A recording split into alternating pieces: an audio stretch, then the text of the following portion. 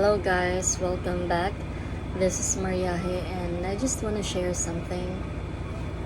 Isa ka student nag-ask sa isa ni ka study group na GC namong gi-create.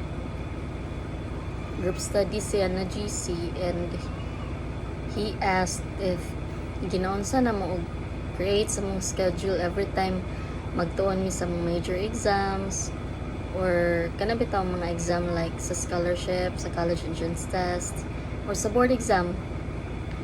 So, ang ako rag yung maingon no kay dili kay ko ga-create og concrete nga schedule.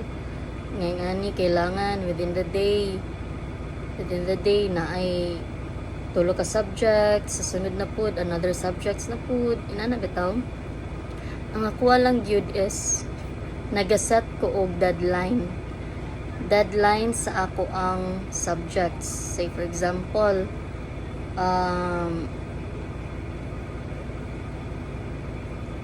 algebra, linear algebra. So if kailangan ko magtuon og linear algebra sa katong college pa ko, and then gi-announce sa mong instructor na naami exam, long quiz for next week. So i-prioritize na nako og tuon dayon mag-set din ko sa akong mind og dapat within 3 days nakascan nako sa tanan namo pagtulunan.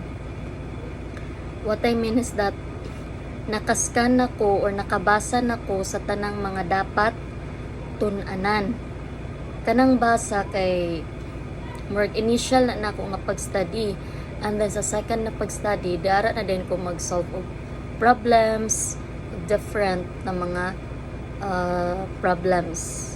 Okay, so inana ko mag-set og schedule, dili ginang rough na dapat within the day tulo ka subject ang ako ang mahuman inana bitaw kay na ma-stress ra ko kung dili na ko tuman na kana nga mga task, like ako may ma-pressure sa kong kagalingon. So yeah, marot akong ma-share guys.